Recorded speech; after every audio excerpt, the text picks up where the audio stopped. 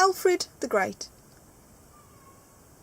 When I was very, very little, I hated history more than all my other lessons put together, because I had to learn it out of a horrid little book called Somebody's Outlines of English History. And it seemed to be all the names of the kings and the dates of battles, and, believing it to be nothing else, I hated it accordingly. I hope you do not think anything so foolish, because, really, history is a story of things that happened to real live people in our England years ago, and the things that are happening here and now, and that are put in the newspapers, will be history for little children one of these days. The people in those old times were the same kind of people who live now. Mothers loved their children then, and fathers worked for them, just as mothers and fathers do now. And children then were good, or bad, as the case might be, just as little children are now. And the people you read about in history were real live people, who were good, and bad, and glad and sorry, just as people are nowadays. You know that if you were to set out on a journey from the end of England to another, wherever you went, through fields and woods and lanes, you would still be in the same kingdom. But once upon a time, hundreds of years ago, if a child had set out to ride, he might have begun his ride in the morning in one kingdom, and finished it in the evening in another.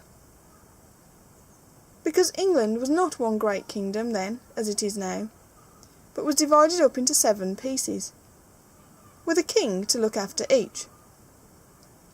And these 7 kings were always quarrelling with each other, and trying to take each other's kingdom away, just as you might see 7 naughty children, each with a plot of garden, trying to take each other's garden and spoiling each other's flowers in their wicked quarrels. But presently came one king, named Egbert, who was stronger than all the others. So he managed to put himself at the head of all the kingdoms, and he was the first king of all England. But though he had got the other kings to give in to him, he did not have at all a peaceful time. There were some very fierce wild pirates, called Danes, who used to come sailing across the North Sea in ships with carved swans' heads at the prow, and hundreds of fighting men aboard. Their own country was bleak and desolate, and they were greedy, and wanted the pleasant English land. So they used to come and land in all sorts of places along the seashore, and then they would march across the fields and kill the peaceful farmers, and set fire to their houses, and take their sheep and cows. Or sometimes they would drive them out and live in the farmhouses themselves. Of course, the English people were not going to stand this, so they were always fighting to drive the Danes away when they came here.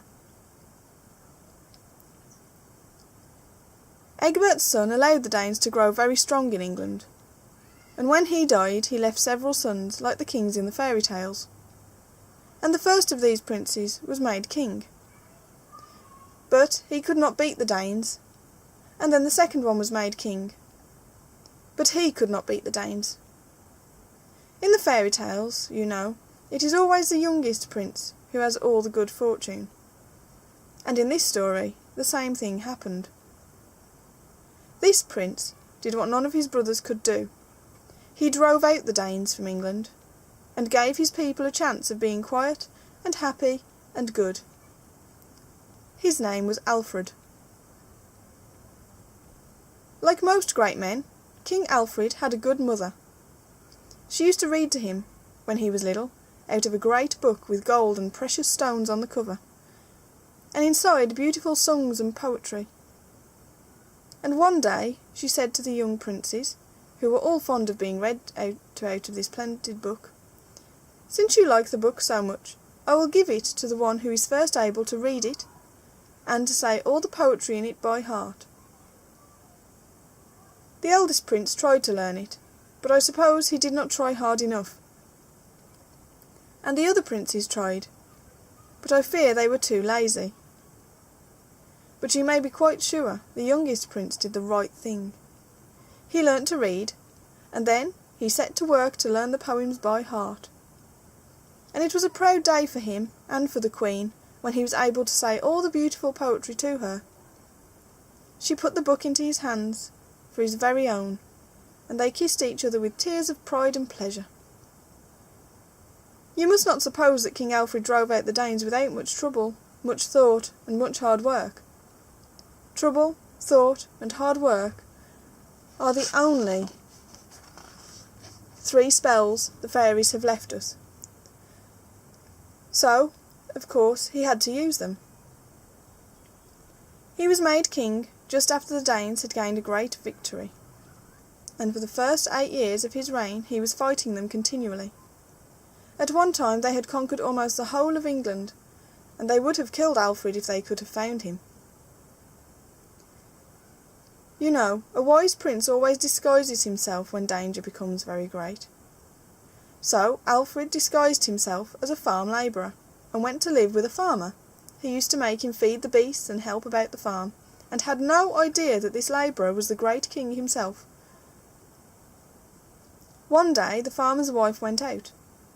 Perhaps she went out to milk the cows. At any rate, it was some important business. And she had made some cakes for supper. And she saw Alfred sitting idle in the kitchen, so she asked him to look after the cakes, to see that they did not burn. Alfred said he would, but he had just received some news about the Danes, and he was thinking and thinking and thinking over this, and he forgot all about the cakes. And when the farmer's wife came in, she found them burnt black as coal. "Oh, you silly, greedy fellow," she said. "You can eat cakes fast enough, but you can't even take the trouble to bake them when other people take the trouble to make them for you." And I have heard that she even slapped his face. He bore it all very patiently. "I am very sorry," he said, "but I was thinking of other things." Just at that moment her husband came in, followed by several strangers, and, to the good woman's astonishment, they all fell on their knees and greeted her husband's labourer as their king. "We have beaten the Danes," they said, "and everyone is asking where is King Alfred. You must come back with us." "Forgive me," cried the woman. "I didn't think of your being the king." "Forgive me," said Alfred kindly. "I didn't think of your cakes being burned." The Danes had many more fighting men than Alfred, so he was obliged to be very cautious and wise, or he could never have beaten them at all. In those days very few people could read, and the evenings used to seem very long sometimes, so that anybody who could tell a story or sing a song was made much of, and some people made it their trade to go about singing songs and telling stories and making jokes to amuse people who could not sing songs or tell stories or make jokes themselves. These were called gleemen, and wherever they went they were always welcomed and put at a good place at table, and treated with respect and kindness, and in time of war no one ever killed a gleeman, so they could always feel quite safe whatever was going on. Now Alfred once wanted to know how many Danes there were in a certain Danish camp, and whether they were too strong for him to beat. So he disguised himself as a gleeman and took a harp, for his mother had taught him to sing and play very prettily. And he went and sang songs for the Danes and told stories to them.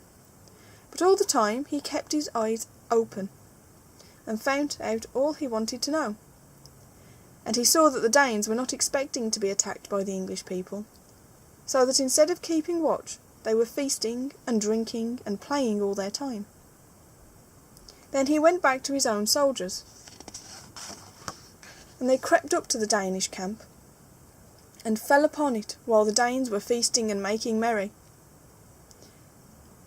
And as the Danes were not expecting a fight, the English were easily able to get much the best of it. At last, after many fights, King Alfred managed to make peace with the Danes, and then he settled down to see what he could do for his own people. He saw that if he was to keep out the wicked Danes, he must be able to fight them by sea as well as by land. So he learned how to build ships, and taught his people how to build them, and that was the beginning of the great English navy, which you ought to be proud of if you are big enough to read this book. Alfred was wise enough to see that knowledge is power, and, as he wanted his people to be strong, he tried to make them learned. He built schools, and at University College, Oxford, there are people that will tell you that that college was founded by Alfred the Great. He used to divide up his time very carefully, giving part to study and part to settling disputes among his people, and part to his shipbuilding and his other duties. They had no clocks and watches in those days, and he used sometimes to get so interested in his work as to forget that it was time to leave it and go on to something else. Just as you do sometimes, when you get so interested in a game of rounders that you forget that it is time to go on with your lessons. The idea of a clock never entered into Alfred's head, at least not a clock with wheels and hands on its face. But he was so clever that he made a clock out of a candle. He painted rings of different colours round the candle, and when the candle had burnt down to the first ring, it was half an hour gone. And when it was burnt to the next ring, it was another half an hour, and so on. He was called Alfred the Great, and no king has better deserved such a title. So long as I have lived, he said, I have striven to live worthily. And he longed above all things to leave to the men that came after a remembrance of him in good works. He did many good and wise things, but the best and wisest thing he ever did was to begin to write the history of England. There had been English poems before this, but no English stories that were not written in poetry, so that Alfred's book was the first of all the thousands and thousands of English books that you see on the shelves in the big libraries. His book is generally called the Saxon Chronicle, and was added to by other people after his death. He made a number of wise laws. It is believed that it was he who first ordained that an Englishman should be tried not only by a judge, but also by a jury of people like himself. Though he had fought bravely when fighting was needed to defend his kingdom, yet he loved peace and all the arts of peace. He loved justice and kindness and little children, and all folk loved and wept for him when he died. Because he was a good king, who had always striven to live worthily. That is to say, he had always tried to be good. His last words to his son just before he died were these: "It is just that the English people should be as free as their own thoughts." You must not think that this means that the English people should be free to think as they like, or to do as they like. What it means is that an Englishman should be as free to do good deeds as he is to think good thoughts.